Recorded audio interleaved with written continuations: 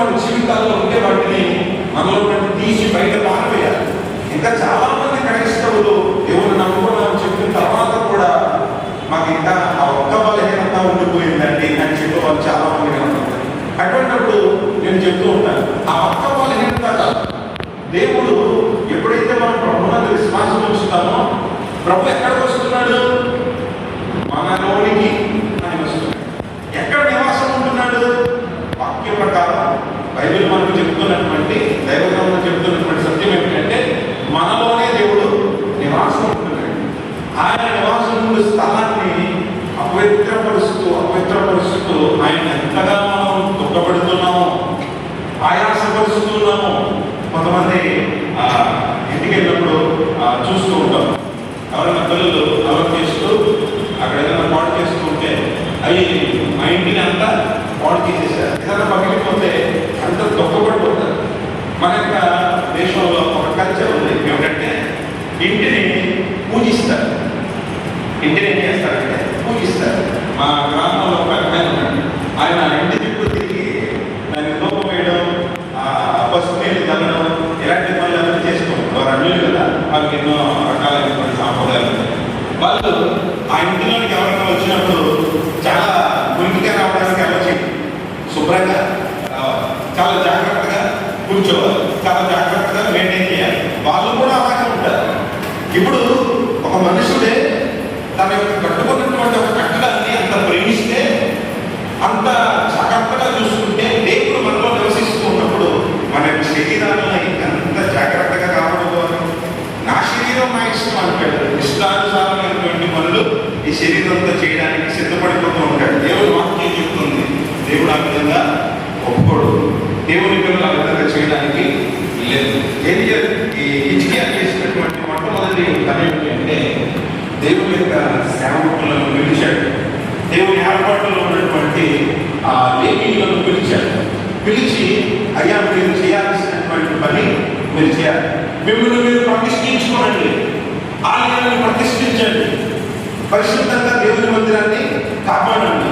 నన్ను దేవుడు రాజుగా నిలవబెట్టాడు కాబట్టి, నాకు అధికారం ఇచ్చాడు కాబట్టి, దేవుడి సేవకులుగా మిమ్మల్ని ఏర్పాటు చేసుకున్నాడు కాబట్టి, ఇదిగో నేను మీకు మద్దతు ఇస్తాను, సపోర్ట్ ఇస్తాను, మీరు చేయవలసినటువంటి పనిని మీరు చేయండి అని అన్నాడు. కాబట్టి దేవుడు మనకి ఇచ్చినటువంటి అధికారాలను, దేవుడు మనకి ఇచ్చినటువంటి ఉన్నతమైనటువంటి స్థితిగతులను దేనికోసం ఉపయోగించాలి అంటే దేవుని కోసం ఉపయోగించాలి. దేవుని సేవకులకు మనం ఏం చేయాలంటే మద్దతుగా నిలవబడాలి. ఏదైనా కష్టం వస్తే మందిరం విషయంలో కానివ్వండి, సంఘం విషయంలో కానివ్వండి, ఏదైనా కష్టం వస్తే దేవుని పిల్లలందరూ ప్రార్థన నిలవబడాలి. అన్యులలో ఉన్నటువంటి ఐక్యత, అన్యులలో ఉన్నటువంటి ఆ మంచి పట్టుదల, అన్యులలో ఉన్నటువంటి ఆ ధైర్యం చాలాసార్లు క్రైస్తవుల్లో లేకుండా పోతుంది. దేవుని మందిరం విషయానికి వచ్చినప్పుడు చాలా జాగ్రత్తగా ఉంటారు. నీ దేహం విషయమైనా, ఇదిగో భౌతికంగా మనం ఏర్పాటు చేసుకున్నటువంటి మందిరం విషయమైనా నిలవబడవలసినప్పుడు నిలవబడాలి. దాన్ని కాపాడుకోవడానికి మనం సిద్ధపడాలి, దాన్ని పవిత్రంగా చూసుకోవడానికి మనం సిద్ధపడాలి. లేదు నేను పారిపోతానంటే అది దేవుని పిల్లలకు తగినటువంటి లక్షణం కాదు. కాబట్టి ఇక్కడ కూడా చాలా చక్కటి విషయాలు మనం నేర్చుకోవాల్సి ఉన్నాయి. దేవుడు అంటాడు దేశభక్తిలో 6:33 ఆయన రాజ్యమును నీతిని మొదటి వెతకండి, అప్పుడు అవన్నీ మేము అనుగ్రహింపబడను. ఎందుకు చాలా మందికి చాలా విషయాలు అనుగ్రహించబడడం లేదు, చాలా విషయాలు పొందుకోవడం లేదు అంటే వారు దేవుని రాజ్యానికి ప్రాముఖ్యత ఇవ్వడం లేదు, దేవుని నీతికి ప్రాముఖ్యత ఇవ్వడం లేదు, ఇష్టానుసారంగా బ్రతుకుతున్నారు. కాబట్టి వారి జీవితంలో రావాల్సినవి రాకుండా ఆగిపోతున్నారు. ఎవరైతే దేవుని రాజ్యములకు ప్రథమ స్థానాన్ని ఇస్తారో, నీతికి ప్రథమ స్థానాన్ని ఇస్తారో, వారికి రావలసిన వాటిని అన్నింటినీ దేవుడు అర్పిస్తాడు, ఇవ్వాల్సిన వాటిని అన్నింటినీ ఇస్తాడు. ఆయన ఏది కూడా తక్కువ చేసేవాడు కాదు. సామెతల గ్రంథంలో 6వ కూడా దేహము అని చెప్పుకున్నాం కాబట్టి దేవుడు అక్కడ కూడా మాట్లాడుతున్నాడు. నీ ప్రవర్తన అంతటి యందు ఆయన అధికారములకు ఒప్పుకొను, అప్పుడు ఆయన రోగులను సరళం చేయను. దేవుడు ఆయన మందిరంలో మనల్ని నిలబెట్టుకున్నాడంటే ఒక సేవకులుగా నా గురించి నేను ఆలోచించుకోవాలి. సేవకులుగా నన్ను దేవుడు నిలబెట్టుకున్నాడు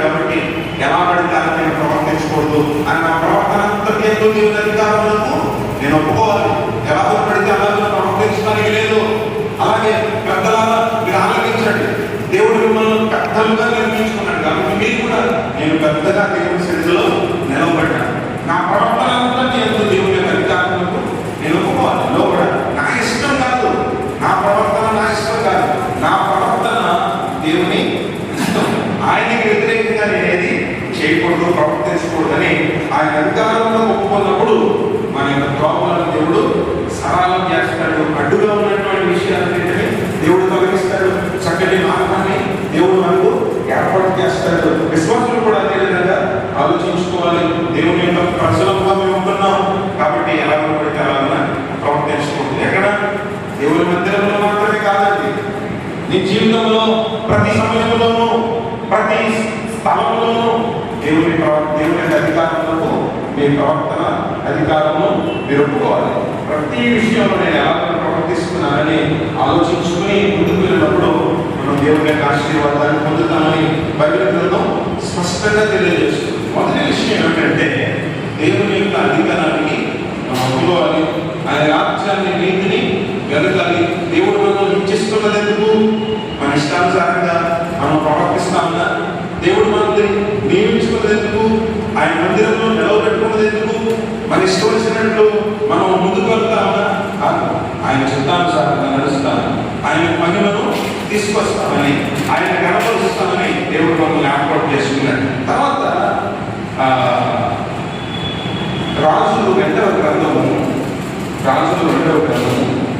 19వ అధ్యాయాన్ని చూస్తే 19వ అధ్యాయం 14వ వచనం నుండి 19వ వచనం వరకు. రాజులు 2వ గ్రంథం 19వ అధ్యాయం 14వ వచనం నుండి 19వ వచనం. హిజ్కియా దూతల చేతుల నుండి ఆ ఉత్తరం తీసుకుని చదివి యెహోవా మందిరంలోనికి పోయి యెహోవా సన్నిధిని దాన్ని విప్పి పరిచి యెహోవా సన్నిధిని ఇట్లని ప్రార్థన చేశాను. యెహోవా, కెరూబుల మధ్యను నివసించుచున్న ఇశ్రాయేలీయుల దేవా, భూమి ఆకాశములను కలుగజేసిన అద్వితీయ దేవా, నీవు లోకమందున్న సకల రాజ్యములకు దేవుడవై ఉన్నావు. యెహోవా చెవియొగ్గి ఆలకించుము. యెహోవా కరుణ తెరిచి దృష్టించుము. జీవముల దేవుడిపై నిన్ను దూషించుటకై సన్హెరీబు పంపిన వారి మాటలను చెవిని పెట్టుము. యెహోవా అశ్షూరు రాజులు ఆ జనములను వారి దేశములను పాడు చేసి వారి దేవతలను అగ్నిలో వేసినది నిజమే. ఆ రాజ్యముల దేవతలు నిజమైన దేవుళ్ళు కాక మనుషుల చేత చేయబడిన కర్రలు రాజులే కనుక వారు వారిని నిర్మూలన చేసేది. యెహోవా మా దేవా, లోకమున్న సమస్త జనులు నీవే నిజముగా అద్వితీయ దేవుడమైన యెహోవా అని తెలుసుకున్నట్లుగా అతని చేతిలో నుండి మమ్మల్ని రక్షించుము. ఈ మాటలు మీరు చూడండి. ఈ హిజ్కియా జీవితంలో జరిగినటువంటి ఒక ప్రాముఖ్యమైనటువంటి సంఘటన. శత్రువులు ఒక ఉత్తరాన్ని పంపించారు. అషూరు రాజు అయినటువంటి సన్హెరీబు ఒక బెదిరింపు లేఖను పంపించారు. ఆ లేఖలో వీరిని బెదిరిస్తూ అలాగే దేవుణ్ణి తక్కువ చేస్తూ అవమానిస్తూ కొన్ని మాటలు అక్కడ రాశాడు. ఆ మాటలు చదివినప్పుడు హిజ్కియా ఏమాత్రమూ కూడా భయపడలేదు. ఈ రోజున మనకు కూడా మన జీవితాల్లో ఇటువంటి బెదిరింపులు వచ్చే అవకాశాలు ఉన్నాయి. ఒక ఫోన్ ద్వారా కానీ లేకపోతే ఒక ఆందోళనకరమైనటువంటి విషయాలు ఏమన్నా మన చెవిని పడే అవకాశాలు ఉంటాయి మన జీవితంలో. ఆ విధమైనటువంటి పరిస్థితులు మనకు వచ్చినప్పుడు మనం ఏ విధంగా రెస్పాండ్ అవుతాం? హిజ్కియా ఏ విధంగా రెస్పాండ్ అయ్యాడు అంటే, ఆ శత్రువు ఉత్తరాన్ని రాసి తనను తక్కువ చేస్తున్నాడు, తన రాజ్యాన్ని తక్కువ చేస్తున్నాడు, ప్రజలను తక్కువ చేస్తున్నాడు, తాను నమ్మిన ఆధారపడినటువంటి దేవుణ్ణి కూడా తక్కువ చేసి మాట్లాడుతున్నాడు, అవమానిస్తూ మాట్లాడుతున్నాడు. ఇప్పుడు ఆ ధైర్యపడకుండా హిజ్కియా చేస్తున్నటువంటి పని ఏమిటి అంటే, మరలా దేవుని మందిరానికి వెళ్ళాడు. ఆ ఉత్తరాన్ని చక్కగా పరిచి దేవుని ముందు పెట్టాడు. దేవుని ముందు పెట్టి దేవునికి ప్రార్థన చేస్తున్నాడు. దేవా, నీవు గొప్పవాడు, నీవు అద్వితీయ దేవుడు, నీకంటే గొప్పవాడు లేదు. ఎవరిని కనపరుస్తున్నాడు, గొప్ప చేస్తున్నాడు అంటే, అక్కడ బెదిరిస్తున్నటువంటి శత్రువులు ఎంత బలమైన వారు, అంత బలమైన వారు, ఏం చేయాలి అన్నాడు. ప్రభువా, నీవు అద్వితీయ దేవుడవు, నీవు గొప్పవాడవు, నీవు శక్తిమంతుడవు, లక్షణం మనం నేర్చుకోవాలి. మన ముందున్నటువంటి శ్రమను ఎంత మనం గొప్పగా చేసి చూస్తే అంత బలహీనం అయిపోతాం. మనం నమ్మినటువంటి దేవునికి పెద్దపీట వేయాలి. ముందు నిత్య జీవితంలో కూడా అదే విషయం కనబడుతుంది, మరలా అదే విషయం కనబడుతుంది. రాజు దగ్గర సాధారణంగా చాలా మంది ఆలోచన చెప్పేవాళ్ళు ఉంటారు, సలహాలు చెప్పేవాళ్ళు ఉంటారు. మంత్రి ఉంటాడు, ఎప్పుడైనా సరే పక్కనే ఉండి ఆలోచన చెప్పేటటువంటి ఒక మంత్రి ఉంటాడు, జ్ఞానవంతుడు ఒకడు ఉంటాడు. ఆ వ్యక్తికి చెప్పలేదు. ఒక సైన్యాధికారి ఉంటాడు, సైన్యాన్ని అందరినీ నడిపిస్తున్నటువంటి ఒక అధికారి, బలమైనటువంటి యోధుడు ఉంటాడు, చాలా యుద్ధ నైపుణ్యుడు ఉంటాడు. ఆ సైన్యాధికారి దగ్గరికి వెళ్ళి చెప్పలేదు, పక్కన ఉన్నటువంటి జ్ఞానవంతుడైనటువంటి మంత్రికి చెప్పలేదు, ప్రజలకు చెప్పి వారిని కూడా ఆందోళనకు గురి చేయలేదు. ఎక్కడికి వెళ్ళాడు అంటే దేవుని మందిరంలోకి వెళ్ళి ఆ ఉత్తరాన్ని పరిచి దేవుడికి చెప్తున్నాడు. ఈ పరిస్థితి ఎలా ఉంది? వాళ్ళు బెదిరిస్తున్నారు. నేను నీ మీద ఆధారపడి ఉన్నాను. శ్రమ వస్తే మనం ఏం చేస్తున్నాము? సైన్యాధికారి దగ్గరికి వెళ్తున్నావా? భగవంతుల దగ్గరికి వెళ్తున్నావా? లేకపోతే మందిర దగ్గరికి వెళ్తున్నావా? జ్ఞానవంతుల దగ్గరికి వెళ్తున్నావా? ఎవరి దగ్గరికి వెళ్తున్నావు? దేవుడి దగ్గరికి వెళ్ళాలి, దేవునికి చెప్పాలి. ప్రతి విషయాన్ని దేవుని ముందు పెట్టాలి.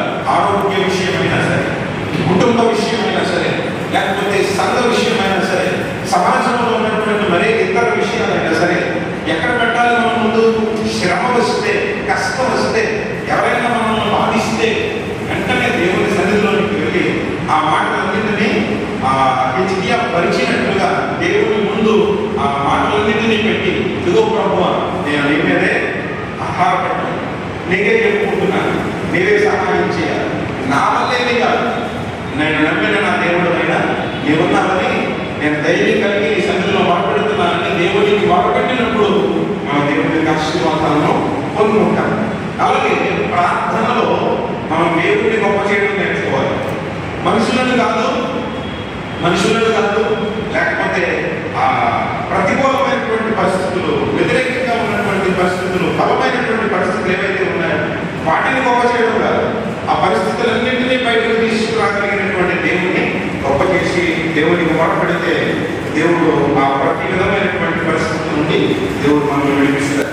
ఆపత్కాలంలో ఆయన నమ్మకదగిన దేవుడు, సహాయకుడు అని దేవుడికి నామం చెబుతుంది. కాబట్టి దేవుని యొక్క వాక్య ప్రకారం దేని గురించి మనం చింతపడకుండా ప్రతి విషయంలో ప్రార్థన విజ్ఞాపనలతో దేవుడికి ఆ విషయాన్ని తెలియజేస్తే దేవుడు మనకు సహాయం చేస్తాడు. హిజ్కియా జీవితంలో మనం నేర్చుకుంటున్నటువంటి రెండవ పాఠం. తర్వాత మీరు తర్వాత విషయాలు మనం ఒకసారి చదవండి. తెలుగు ప్రాంతంలో రెండవ గ్రంథానికి మళ్ళీ 32వ అధ్యాయం 7-8 వచనాలు చూస్తే 7-8 వచనాలు అక్కడ ఒక చక్కటి మాట రాయబడింది. మీరు దిగులు పడబడి ధైర్యం విలువబడి అశ్వరు రాజుకైనను అతనితో చూడాలన్న సైన్యమంతటికైనను మీరు భయపడవద్దు, విస్మయం పొందవద్దు. అతనికి కలిగి ఉన్న సహాయం కంటే ఎక్కువ సహాయము మనకు కలదు. మాంస సంబంధమైన బాబే అతనికి అండ. మనకు సహాయం చేయుటకును మన యుద్ధములను జరిగించుటకును మన దేవుడైన యెహోవా మనకు తోడుగా ఉన్నాడని చెప్పగా జనులు యోధా రాజైన హిజ్కియా చెప్పిన మాటలు యందు నమ్మిక ఉంచిరి. ఇక్కడ చూడండి, హిజ్కియా ప్రజల ముందుకు వెళ్ళి ఆ చుట్టుముట్టి ఉన్నటువంటి శత్రువులను గురించి, ఆ సైన్యాలను గురించి ఏమని చెప్తారంటే, ఏమాత్రము కూడా వారు మనల్ని నాశనం చేస్తామన్నా సరే మీరు భయపడకండి, దిగులు పడకండి, అధైర్యపడకండి. ప్రజలందరూ కూడా భయాందోళనలో ఉన్నటువంటి ఆ పరిస్థితుల్లో విశ్వాసముతో హిజ్కియా మాట్లాడుతున్నాడు. దేవుని ప్రజలు ఎంత శ్రమలో ఉన్నా సరే వారి మాటలు ఎలా ఉంటారంటే విశ్వాసంగానే ఉండాలి. అవిశ్వాసంతో మనం మాట్లాడడానికి లేదు. చాలా మంది చిన్న శ్రమ వస్తే చాలు అని ఏముందంటే అన్నట్టుగా మీరు వెళ్ళిపోతూ ఉంటారు. దిగకపోయేంత శ్రమలు మనకి ఏమీ లేవు. సాధారణంగా మనుషులందరూ ఎదుర్కొంటున్నటువంటి శ్రమలని మనం కూడా ఎదుర్కొంటున్నాం. అందరికీ వస్తున్నటువంటి ఇబ్బందులే మనకి వస్తున్నాయి. మనకి ప్రత్యేకంగా ఏమి రాలేదు. ఒకవేళ ఈ లోకంలో ఎవరికి రానటువంటి శ్రమ ఏదైనా మన ముందుకు వచ్చినా సరే మనం ధైర్యంగా నిలవబడగలగాలి. ఎందుకంటే వారికి అండలేదు. నిజంగా చెప్తున్నట్లుగా వారికి దేవుని అడగని వారికి నమ్మిక ధైర్యం లేదు. ఉంటే భూ సంబంధమైనటువంటి బాహువులే వరకు ఉంటాయి, భూ సంబంధమైనటువంటి ధైర్యాలే వరకు ఉంటాయి. కానీ ఆత్మ సంబంధులకు ధైర్యం ఏమిటి అంటే మన చేతిలో ఉన్నటువంటి ఆయుధమా, మనం ధరించినటువంటి ఆ బాధ, లేకపోతే మనం ధరించినటువంటి మన ఇతరైన విషయాల. నిజమే వరకు ఒక ట్రైని చూశాను, అదే సందర్భంలో తెలియదు నాకు. టీవీలో ఒకసారి చూపించారు. ఒక మోటివేషనల్ స్పీకర్ చెప్తూ ఉన్నాడు, చీకటిలో వెళ్తూ ఉన్నవాడు భయపడతాడు, కానీ అతని చేతుల్లో ఒక కర్ర పెడితే కొంత ధైర్యాన్ని పొందుతూ నడుస్తాడు. అదే ఒక కత్తి పెడితే మరింత ధైర్యంగా నడుస్తాడట. ఒక ధరించవలసినటువంటి ఆ సెక్యూర్డ్గా ఉండేటటువంటి ఆ సూట్ అంతా ధరిస్తే ఇంకా ధైర్యంగా ఉంటాడట. కాబట్టి ఒంటరిగా వెళ్తున్నా సరే నువ్వు ధైర్యంగా నడవాలని ఆయన చెప్తున్నాడు. నిజమే, మనుషులు బహుశా వారి చేతిలో ఉన్నటువంటి కర్రను బట్టో కత్తిని బట్టో ధరించినటువంటి ఆ వస్త్రాలను బట్టో ధైర్యం ఉంటుందేమో, కానీ ఒంటరిగా ఉన్నప్పుడు కూడా వారు చెప్తున్నట్లుగా చేతిలో కర్ర లేనప్పుడు, చేతిలో ఆయుధములు లేనప్పుడు, ఒంటి మీద ఎటువంటి కాపుదల కలిగినటువంటి వస్త్రాలు లేనప్పుడు ఒక క్రైస్తవుడు భయపడతారా అంటే భయపడడు. ఎందుకంటే మనుషులు భూసంబంధమైనటువంటి వాటిని నమ్ముకొని వాటి ద్వారా ధైర్యాన్ని పొందుకుంటూ ఉంటారు.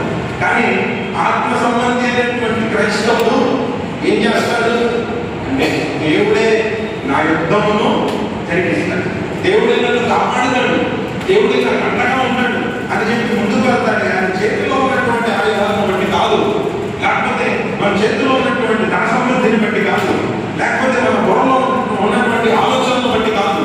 దేన్ని బట్టి మనం ముందుకు వెళ్తున్నాం? ఏది మనకు అండ, ఏది మనకు ధైర్యం అంటే దేవుడే మనకు ధైర్యం. దేవునికి స్తోత్రం. నిజంగా ప్రజలందరితో కూడా చెబుతున్నటువంటి విషయం అదే.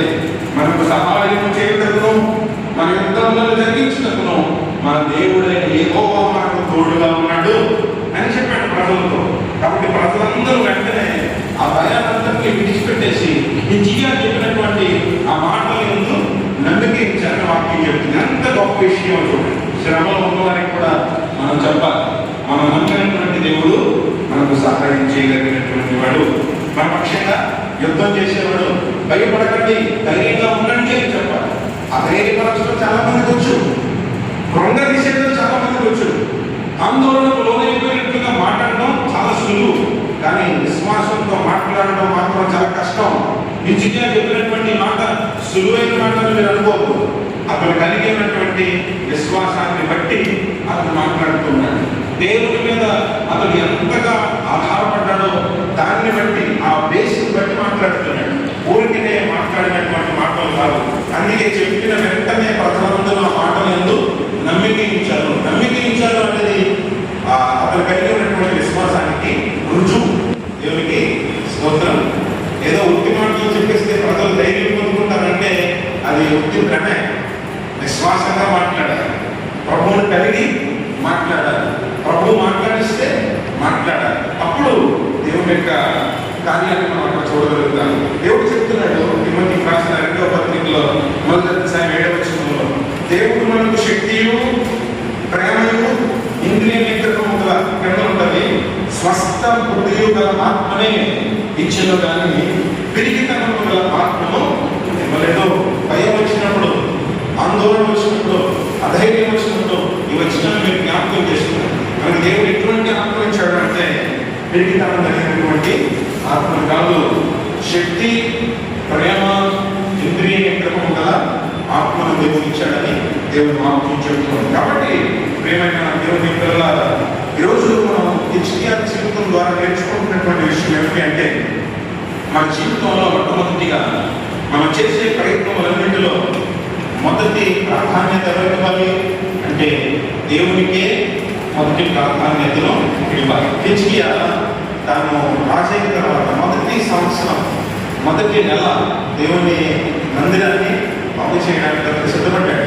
శ్రమ వచ్చినప్పుడు ఎలాంటి భయానికి లోనకుండా భారమంతా తర్వాత సమస్యల కంటే దేవుడు గొప్పవాడు అని నమ్మాడు. తన కూడా ఉన్నటువంటి ప్రజలను కూడా అదే విధంగా నడిపించాడు. కాబట్టి ఈరోజు నమ్మండి, మన సమస్యల కంటే, మనకున్నటువంటి వ్యాధుల కంటే, మనకున్నటువంటి ఇబ్బందుల కంటే మనం నమ్మినటువంటి దేవుడు చాలా గొప్పవాడు. ఆయన మనల్ని విడిపించినాడు. ఇదే విశ్వాసాన్ని మీరు కలిగి ఉండండి.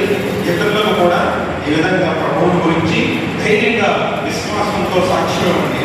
దేవుని మనల్ని ఆశీర్వదిస్తారు.